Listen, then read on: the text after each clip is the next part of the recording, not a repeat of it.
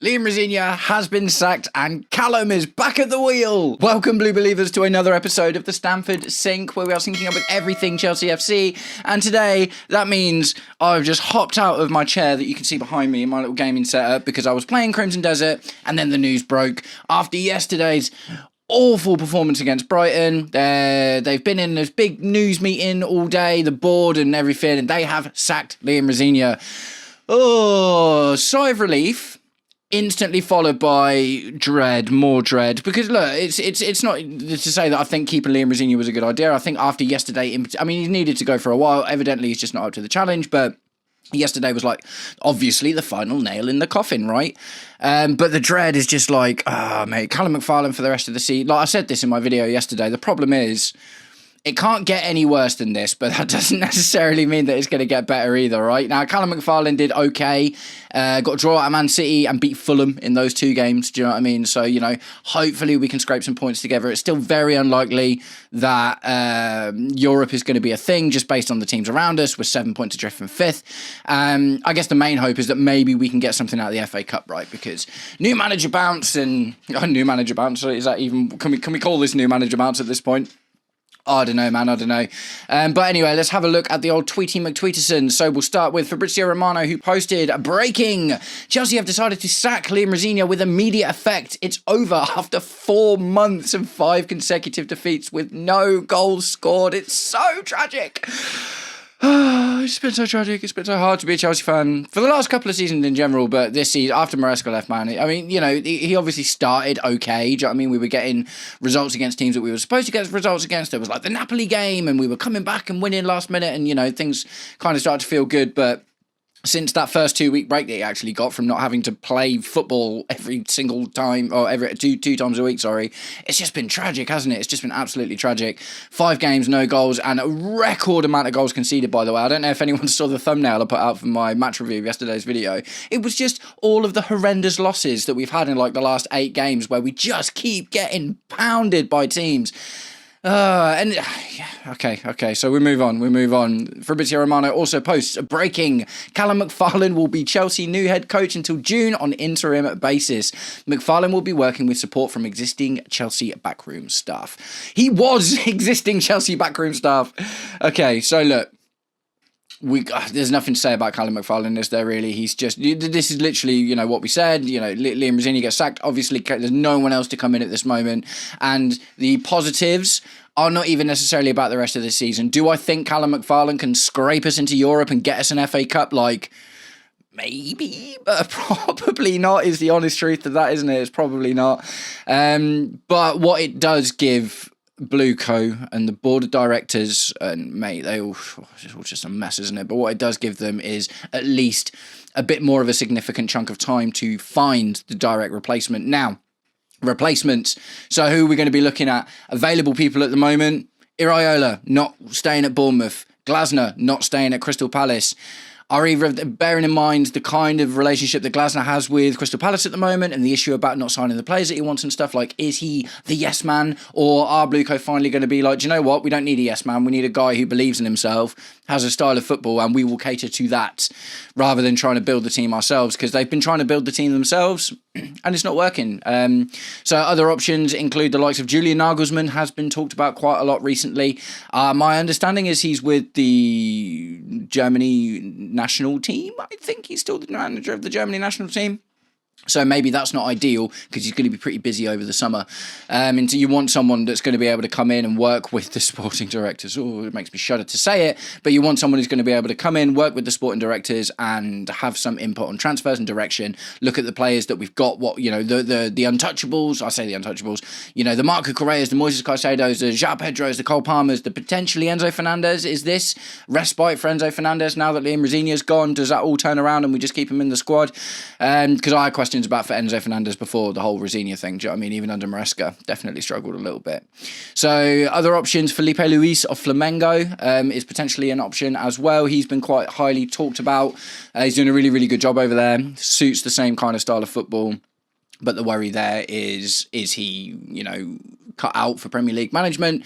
Because if we thought that Liam Rosenior didn't deserve the job, then why would we think that Felipe Luis does? Either. Don't get me wrong, I think Felipe Luis is doing great stuff over there, but at the same time, it's like if we're talking about experienced, managers, he's in the same kind of boat as Rosenior was. Do you know what I mean? He's out doing good work at a team that is not in the Premier League at the end of the day, or has loads of winning experience. I think Flamengo won their league, to be fair.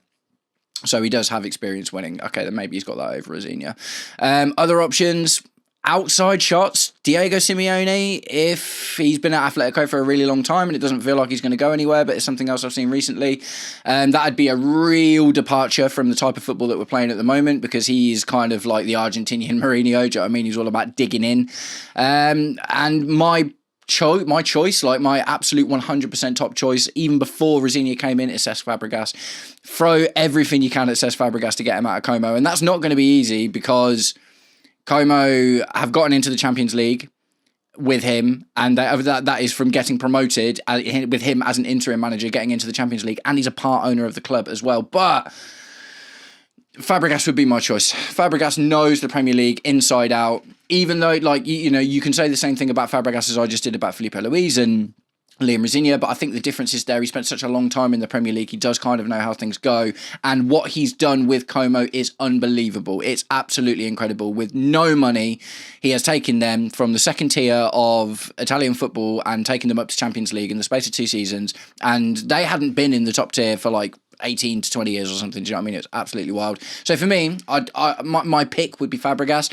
There is some hypocrisy in that because, like what I just said about Felipe Luis and stuff, but it's the Chelsea thing as well, isn't it? Like, that'd obviously be great for the fans because Fabregas was absolutely amazing for us.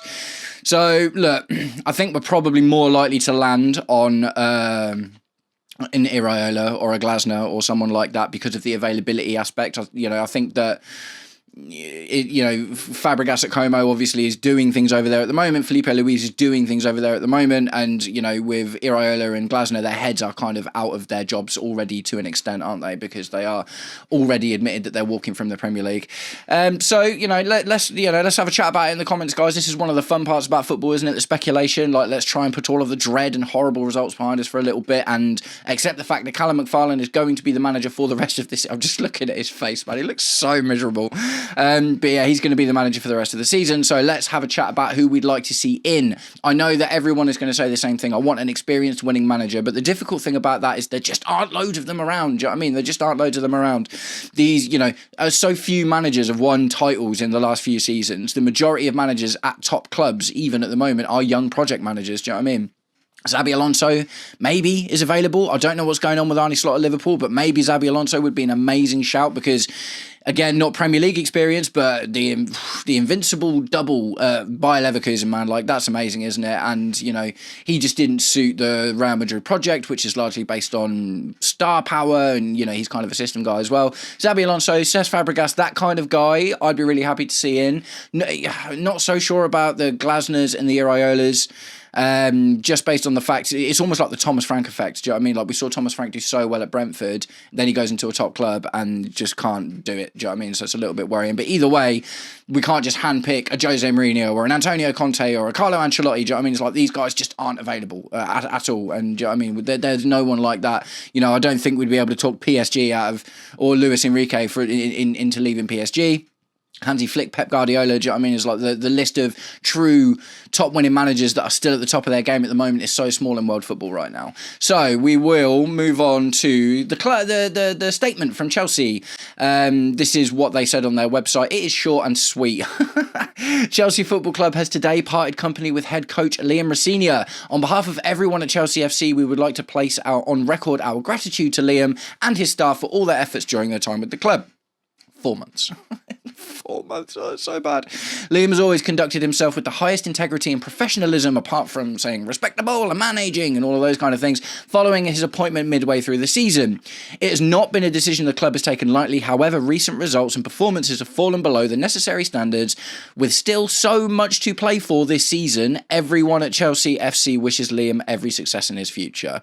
Bit savage as well, isn't it? Because he was doing really well at Strasbourg, and, you can't say no to Chelsea, I guess, but we plucked him out and we put Gary O'Neill in in there. We can't just put Liam Rosenior back in Strasbourg, do you know what I mean? And then sack Gary O'Neill. So, Liam Rosenior has just become another casualty of the Blue Coat era in one way or another, regardless of the fact that he wasn't good enough for Chelsea. Anyway, it continues. Callum McFarlane will take charge of the team as interim head coach until the end of the season, with support from existing club backroom staff, as we strive to achieve European qualification and progress in the FA Cup. Interesting choice of words there. Not win the FA Cup, progress. They just want to beat Leeds. That's it. Because it will be City after that, won't it?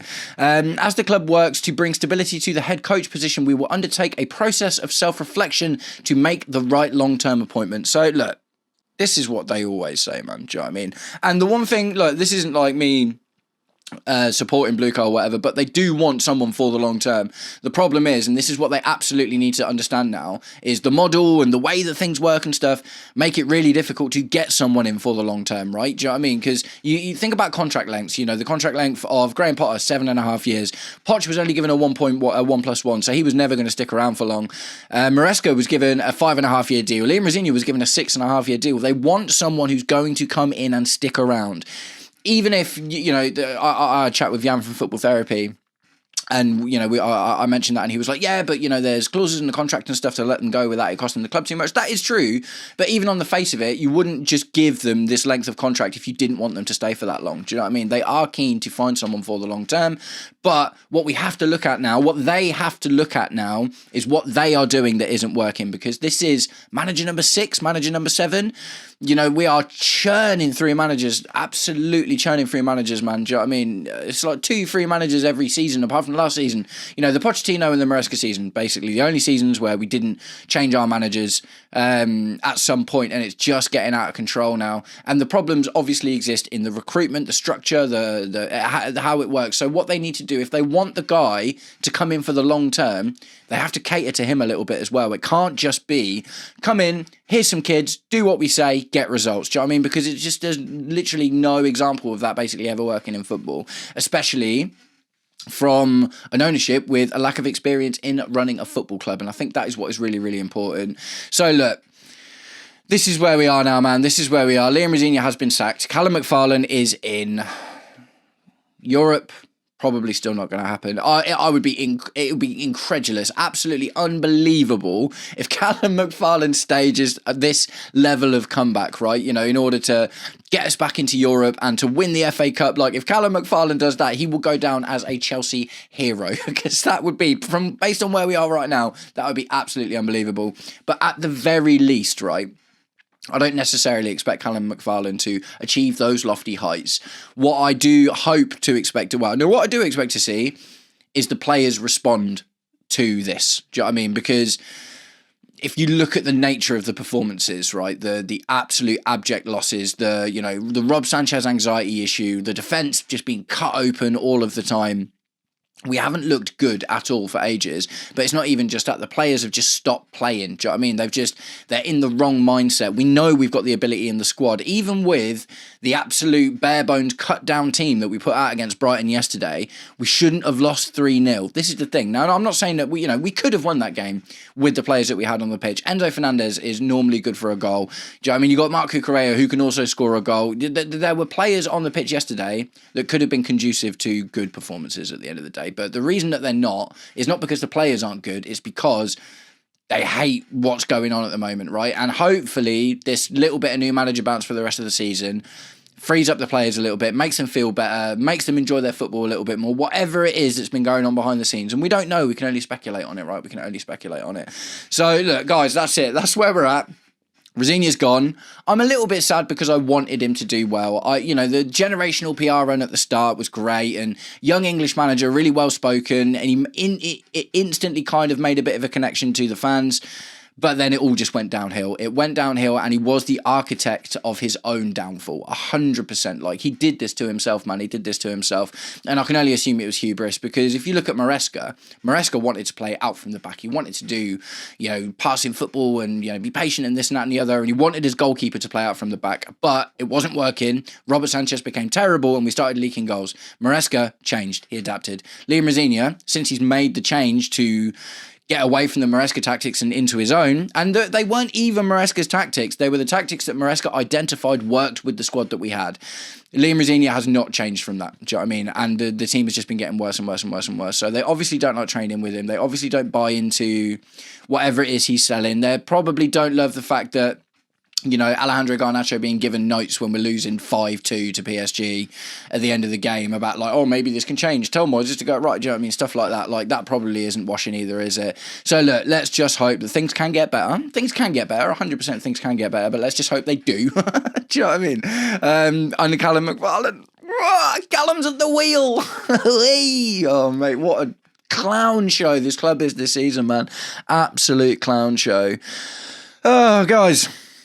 I've gotten to this point in the video. It's all very dramatic and exciting, isn't it? But what I haven't done yet is asked you to subscribe to the channel. I am on the road to 2,000 subs before the end of the season, and maybe we can be a little bit more positive about it now. And if one good thing can come for me from the rest of the season, it's getting to that 2,000 subs. I need like 73. So click that button, man. Click that button. Let's get there. Let's get ready for an absolutely massive summer with whatever manager it is that we get in. There's going to be so much to talk about, and I'm going to be here talking to you about all of it. Nice one, guys. Thank you very much for sticking around until the end of the video. If you did, I'll catch up with you all very, very, very soon. Take it easy. Peace.